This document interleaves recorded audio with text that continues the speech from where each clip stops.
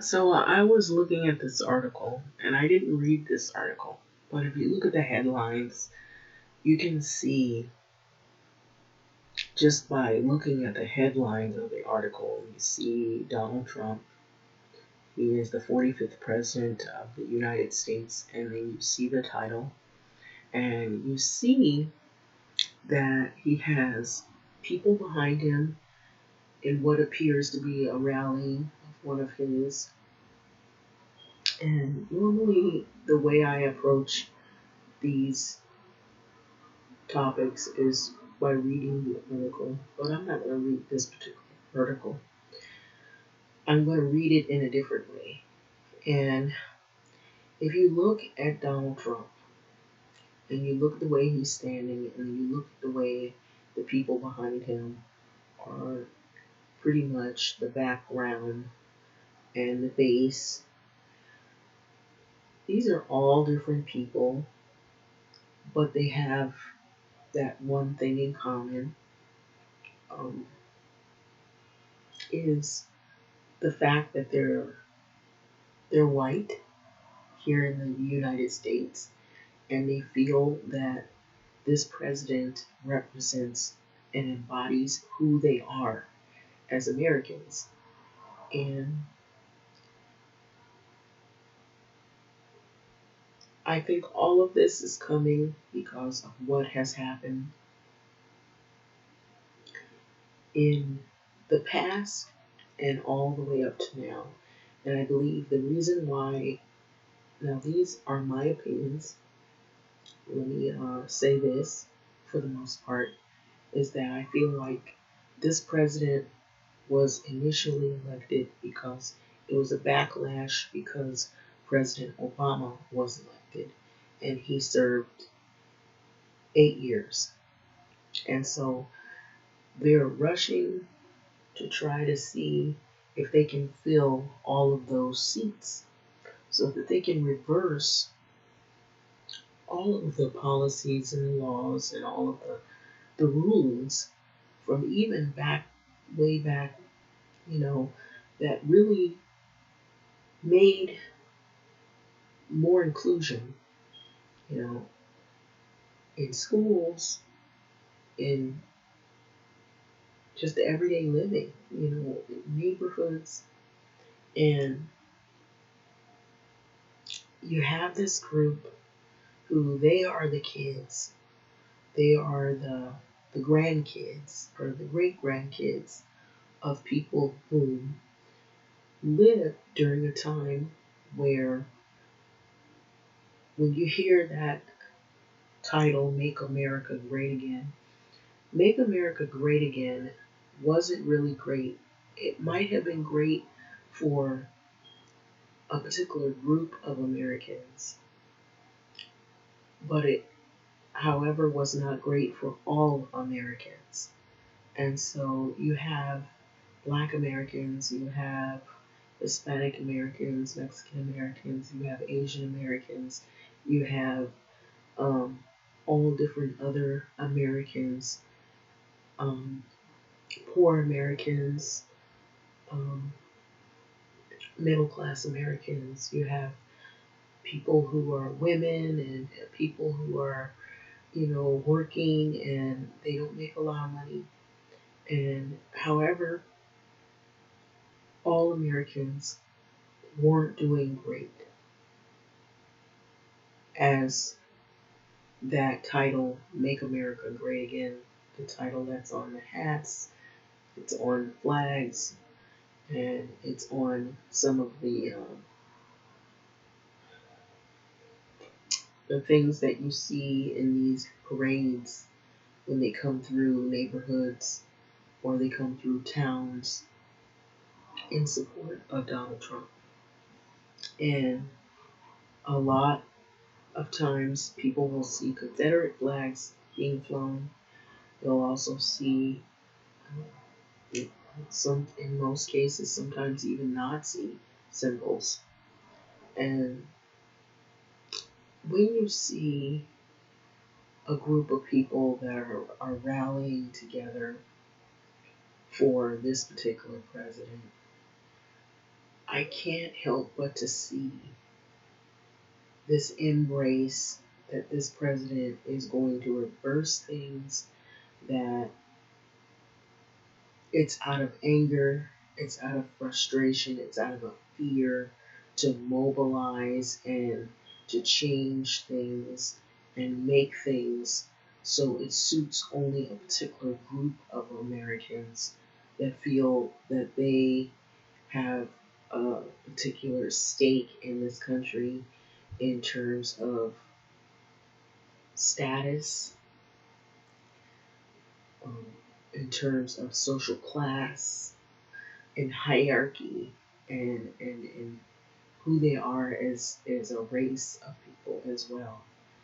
Um, I feel like we have moved into a time where it is pivotal, and that instead of embracing legacies of people who have contributed to America and have made a lot of changes so that it can suit even the Americans that aren't included in this make what they say make America what to them used to be great, maybe to their great grandparents or maybe their grandparents or their parents. When you look back on that time, um, what I recall is some of the things that I recently read having to do with Black people, and let's use that um, because I can best um, explain that, because my mother grew up in a time where it was Jim Crow, and America was not great for Black Americans in this time that they used that term, make America great again. And I was sitting and I was looking. I know most people have, certain streaming stations like Netflix and different other, apps where you can stream movies. And I actually looked at an old show of Carol Burnett, and almost all the audience at the time that I was watching it, almost all the audience was white, um, and she's a comedian, and she had a lot of sketch shows, and then I saw some old advertisements for Leave It to Beaver and Father Knows Best, and there were a few others, but they were back in that time that I would believe that what Trump and his base is using is Make America Great Again. And in those shows, you don't see not one Black person in any of those shows. I don't believe if they ever showed anybody, it wasn't until like closer towards the 70s, and I believe that's when it was just starting to get into the civil rights movement. And, I remember hearing, uh, as a kid, I'm Black and I'm Proud by James Brown. I remember hearing some of the old speeches of Martin Luther King. I remember seeing some shows that were Black exploitation shows. Um, and I'm saying this because I grew up in the 70s, and I remember seeing some of the controversial shows that you would say are controversial today, where you would see the Archie Bunker show, and he'd always make comments about Black people. And at first I didn't understand, but as I got older and I started connecting all of the dots, I started to figure out what it all meant. And I would hear the conversations from adults, and as well as I would look and see things in the news that would always make black people look like we were criminals, and always make it look like we were struggling and we were at the total bottom. And it's not that much different. It's just now we're in a different time, and we have new movements, we have new uprisings, new people speaking out. But for the most part, I remember there were a lot of great speakers, but a lot of them vanished. They just seemed to disappear. And as I gotten older, I was never taught in school about what had happened to all of the great speakers that were black, all of the representatives that were black. I remember even being a kid, and before they even had white dolls, or before they had black dolls, well, they would have white baby dolls, and we would play with dolls, and all the dolls were white baby dolls, and all the ones that I remember seeing. And I remember there was a time where they said they were gonna start putting in the stores black baby dolls because all the dolls were white Barbie dolls and white dolls. All the dolls resembled white people, and the person that was supposed to be the most beautiful in the time that I was growing up in the white culture was blonde women who were blonde and they had blue eyes.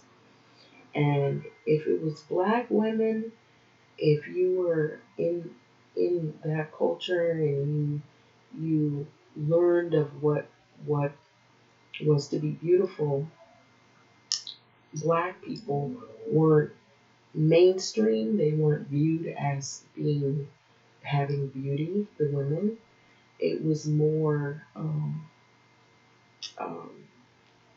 you wouldn't really see anything like that. The ones who were viewed with beauty would be Pam Grier. There were a few other women that were in black exploitation movies that they were tall, they were slender, they were strong, they were fierce. They had skills with the brains, martial arts, and they were in black exploitation movies. But those were movies that you had to see if you were in a black household with family members who watched those movies. And those were the women who were beautiful, but they didn't get enough. Um, how would you say you didn't really see them in commercials? You'd always see white women in commercials, and they were always looked at as being beautiful. And then Bo Derek, and and there was a time you couldn't wear your hair to work certain ways. You couldn't wear braids. You couldn't wear, all of the hairstyles that are cultural hairstyles to who you are as a person and your heritage or whatever. And so, what I'm saying is America was not great for everyone. And what is sad is that when I was in school, I remember going to a school, and I was not from this religion, but it was a Catholic school. There were nuns, and all of the teachers were white. I don't believe that there were any black teachers at the time. And it's starting to get like that again, where, like, as he says, Donald Trump and his base make America great again, but it'll only be great for a certain group of Americans. Um, all the teachers were white, and I remember how a lot of the lessons, a lot of the learning, a lot of things that were taught to us um, was about the Pilgrims, about Western history. It was uh, if it was anything about Black people, it was always Martin Luther King. And it was very, very, very short, and it was like almost um, only exclusively talking about the religious aspect of it. Never about the struggles, never about so much. We didn't even really learn, I don't think, about the bus boycott. We we I don't recall learning anything about.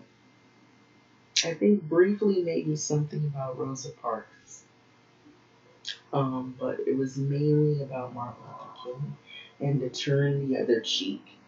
That was what we learned, and um, uh,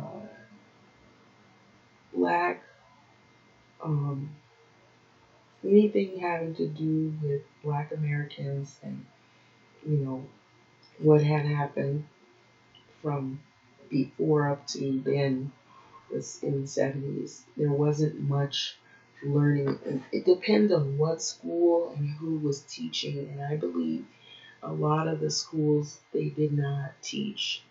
Really, they didn't teach Black history. The one I went to, however, and I feel like the only way you learn more about who Black people were is to go look for yourself, to go to the library and learn about the different people who were freedom fighters, learn about the Black Panthers, we didn't learn anything about these people, we just heard of them. And we had to learn about it through our parents or through what we learned from our relatives or family and who they stood for. And that was the only way you were going to learn about it because you weren't going to learn about it in school. And so I feel like that's the reason why Donald Trump's attacking the 1619 project. He doesn't want um, he doesn't want people learning about Black history, and I think he harbors a lot of racism.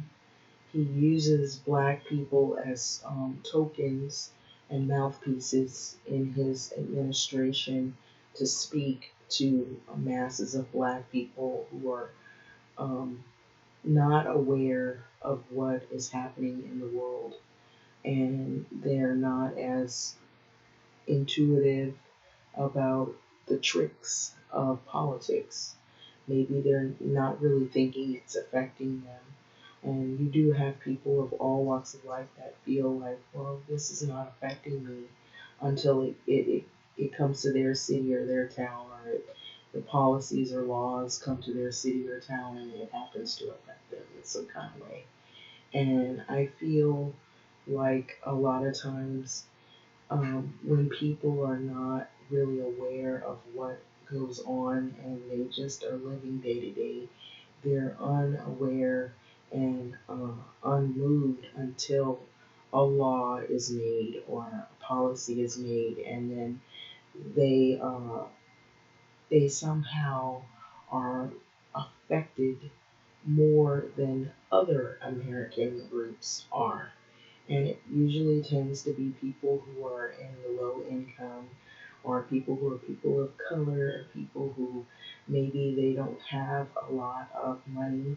Um, they don't have a lot of power in the country to make things happen financially for themselves. They just are here and they're, a citizen. And even if they're not a citizen, they're working, they're trying to live and they're trying to survive and feed their children, or they're trying to, support themselves any way they have to do, you know, um, to live.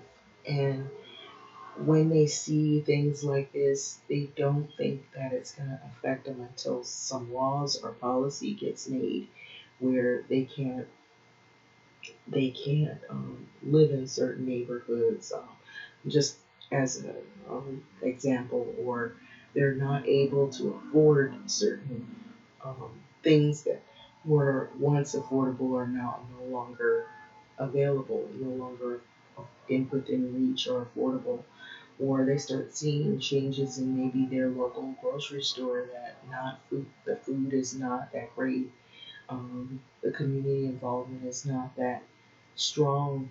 The streets seem to be breaking down. You know, you hear Trump always talking about he was going to fix the roads, the bridges, but he's fixing the roads and bridges in neighborhoods or in cities and towns that support his agenda. And when it comes to cities and neighborhoods and towns or places that are from a different background or a different culture that he's not really behind, it looks as though that you're being fed us or spooned lies and uh, promises that are never really going to happen or come to fruition. And so this is what I've noticed about Trump is that he uses these people, even the white people, who some of them, not all of them, are wealthy.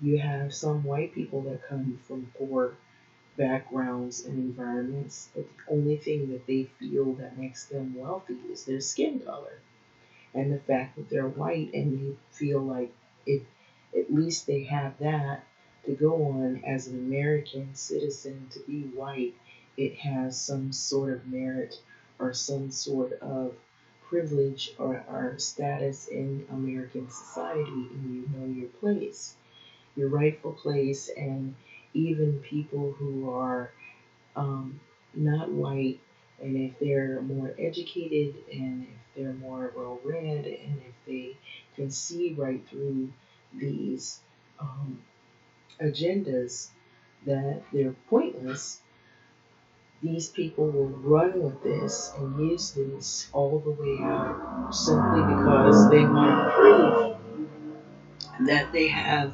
some type of entitlement, and they're emboldened to be more rude, to be more hateful, to use this president and things that he says and does to embody their agenda, um, even if it means that all Americans are not feeling great about that title, Make America Great Again, and that we know some of us that do know, and we are smart enough to realize that that doesn't mean all Americans. And, we even have class divisions within our own backgrounds. Sometimes people will divide from one another based on money. And, they may be, for example, you have two black people and one has a little more money than the other, and because that person might have attended a school or they had another opportunity that this other black person was not able to have, they feel that they're in some ways different, or they're in a better place, and that they're more deserving. And so you have some black people who follow Donald Trump that have those attitudes. And that's what I've noticed from this administration. And you even have black people who will be used to say things outright against other black people and to put other black people down. And so I've seen that happen a lot over and over again. And a lot of this, I believe, too, is because people feel that the very thing that they despise or that they hate done to them, they then become it. And once they get a little money in their pocket, or once they feel like they're included into the fold, and however, with black people, it doesn't last very long. It only lasts for a season, and then if you lose your money or if you fall out of favor with someone that has ultimately an agenda to not really be inclusive of black people, period, whether you have money or not, then you're pushed to the side and you're pretty much kicked out of the fold. You were just there basically to help that person be able to get voted in so that they can push their agendas and pretty much steer people in a direction where it only benefits a certain group of individuals that have, you know, some common goals in mind that don't include people of color, that don't include um, poor Americans. And usually, white people who are poor don't realize it until once you get someone in a seat and then they realize that all of the things that the person was saying that they were going to do for them backfired. And I believe also too when we have and we still have this large problem with the opioid crisis. You notice that's not being talked about as much, but it's still happening, and actually it's happening a lot more, especially in a time like this where you have this pandemic and this coronavirus, and there's a lot of uncertainty. You have a lot of people who might end up getting evicted, people who are probably going to get more pain medication, as you would say, because they have all these other anxieties and issues going on. There's high unemployment, and believe me, that high unemployment is just not black and Hispanic people or the Latina culture. It's white unemployment, and so we're actually at a point where the unemployment was so high, and it is so high that it is taking us back to a time where, as they say, make America great again. It wasn't great. We're in a time where it's higher than what happened during the Great Depression, and so that wasn't a great time. And if you read about that Great Depression and you read about some of the things that happened in America, there were times that even as they used this line, make America great again, it wasn't always great. Not even for black people, but not even for the poor whites. And so you have to realize that when you jump on the bandwagon of people who have specific agendas, that what are they going to do that's going to benefit you and your family? And is this just blind um, followings where people are being led, and it's basically individuals that are hearing something and they think that this thing is going to happen because they think the promises are going to come out as they had hoped or intended them to be. And even with the wall, the wall fund, it turned out that that was misleading because you had uh, the guy from Breitbart that was in Trump's administration, and he's no longer in that administration. And he basically was taking money and donations for this Build a Wall fund.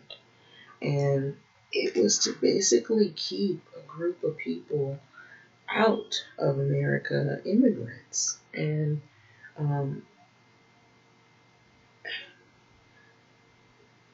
and I'm going to get it here.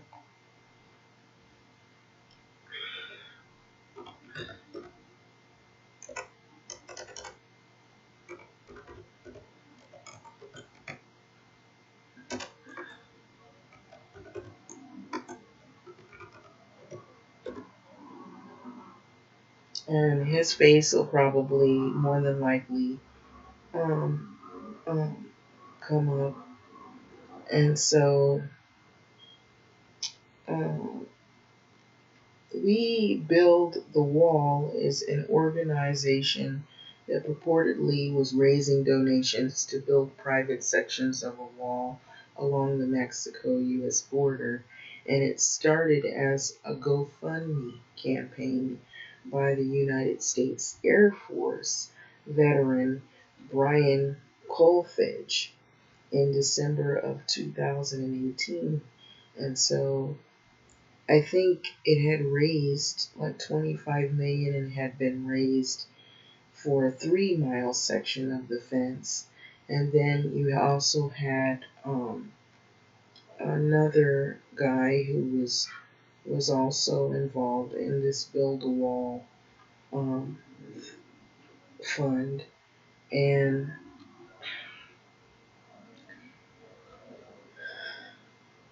Steve Bannon, he was Trump's chief strategist. And Steve Bannon had been arrested because what he was doing was taking the money from the promises that they made to build this wall to so-called keep all of the drain the swamp is what they went around saying. They wanted to drain the swamp.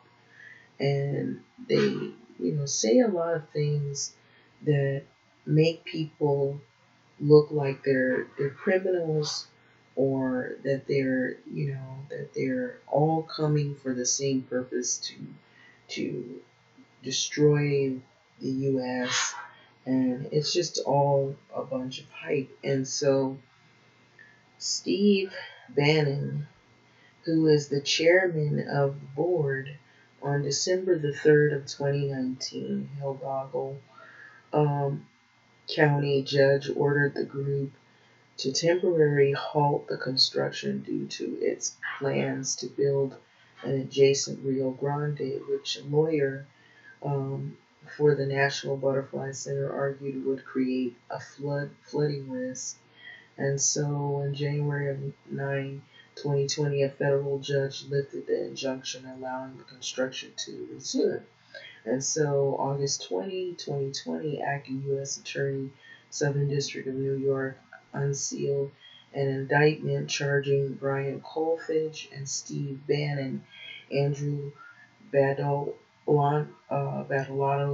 and Timothy Shea with a scheme to defraud hundreds of thousands of donors. And so the men, they face charges of conspiracy to commit wire fraud and conspiracy to commit money laundering.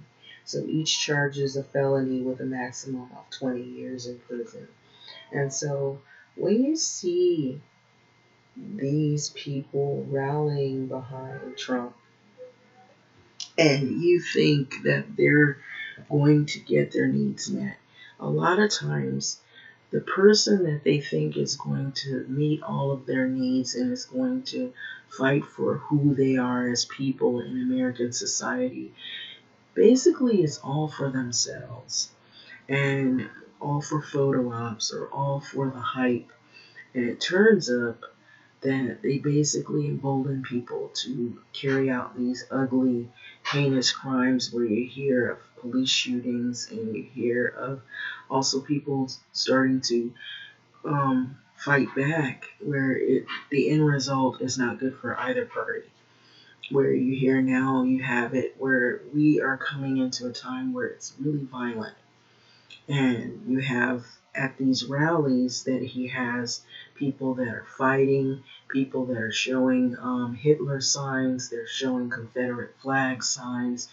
There's groups that want symbols of hatred taken down, yet you have more support of Donald Trump supporting these symbols rather than Americans that are getting gunned down and killed in the streets. And he's supporting all of the officers that were ambushed. There are some officers that have been ambushed because people are at the point where they're no longer going to take it anymore. And so I'm not saying that I'm all for the violence, but what I'm saying is this is what you get.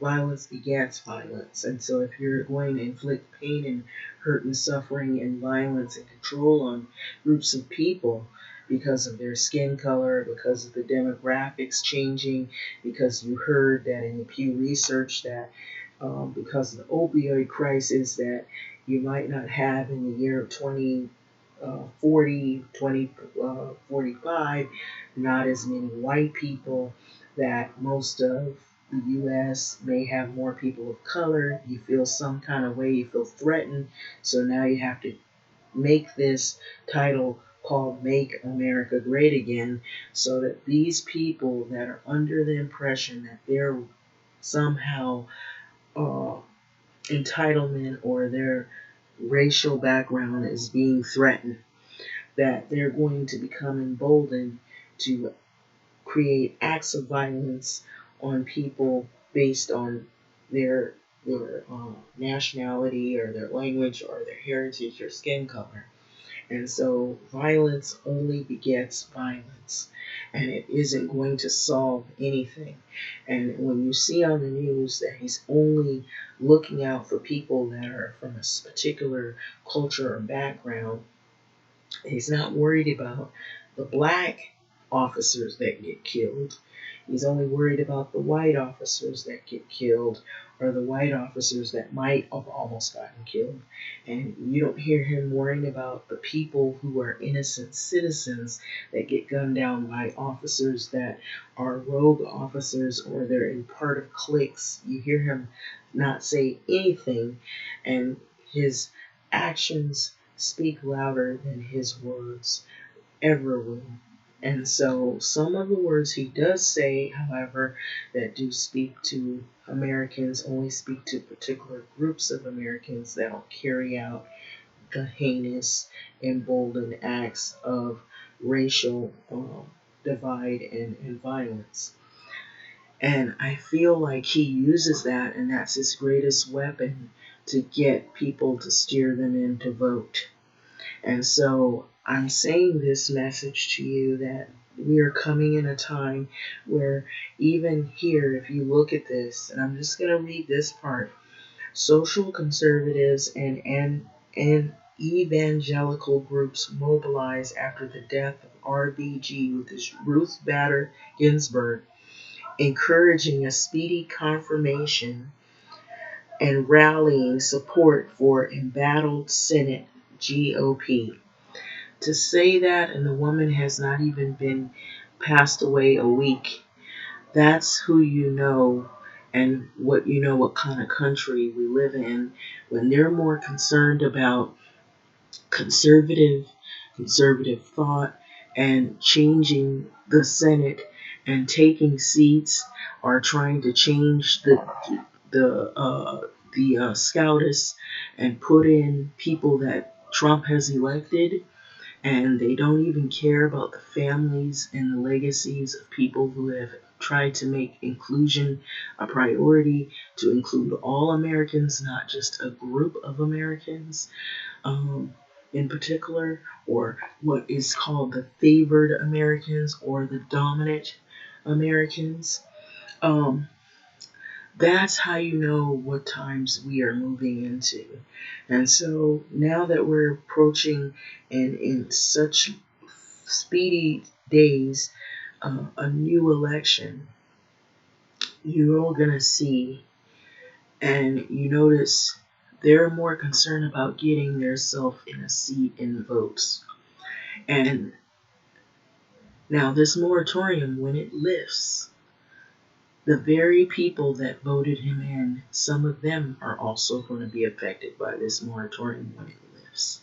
If it lifts and they end up homeless or they end up without a place to stay, they're more concerned about you voting them in and what their agenda is and their photo sessions and the hype, rather than helping all Americans. And so I just wanted to leave you with that information, because there's a lot of deception, there's a lot of lies, there's a lot of deceit, there's a lot of corruption that go on behind closed doors in that Oval Office. And so, having said that, I'm going to let this video go, but what I know to be true is that Make America Great Again it wasn't always great for all Americans. And we're headed in that same direction. If that's what you think was great, then we're going backwards.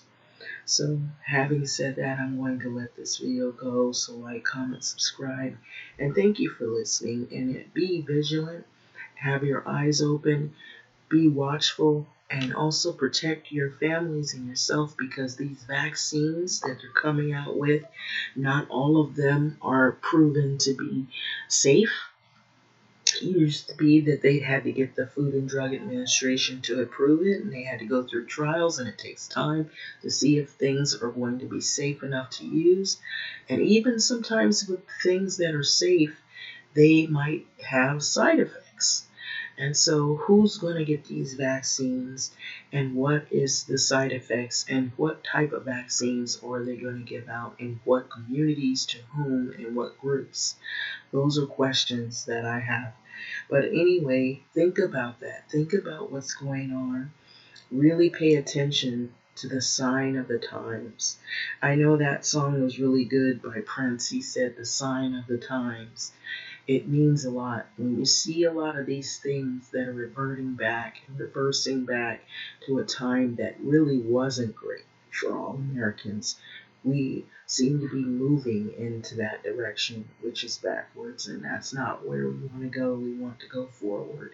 But because some people have passed away, people are vultures, and they're just swooping in to take positions so that they can make America racist, make America hurtful, make America discriminatory, um, take down the protections of housing. We even have black people that are at the head of HUD that have removed those protections for Americans who are most vulnerable for being discriminated in housing, and they have removed that protection.